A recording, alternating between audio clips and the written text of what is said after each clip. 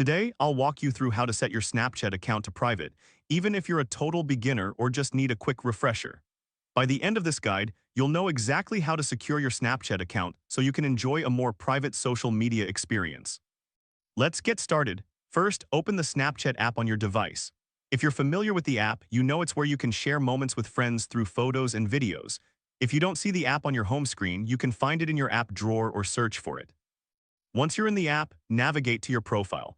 You can do this by tapping on your Bitmoji or the silhouette icon in the top left corner of the screen. This is your personal space where you can manage your settings and see your Snap score. Now look for the privacy control settings. Tap on the gear icon in the top right corner to access your settings.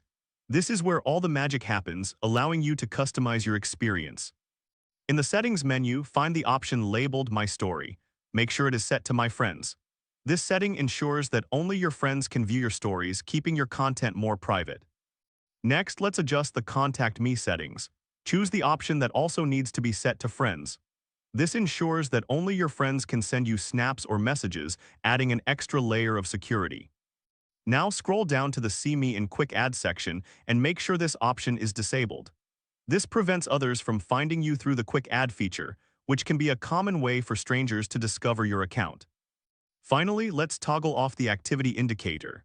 This setting shows your friends when you're active on Snapchat. By turning this off, you can enjoy your time on the app without feeling pressured to respond immediately. And there you have it, you've successfully set your Snapchat account to private. Don't worry if your dashboard looks slightly different. Snapchat updates its interface regularly, but the steps should remain similar. If this helped you out, please give the video a thumbs up. If you run into any issues, leave a comment below. Subscribe for more actionable guides. Thanks for watching.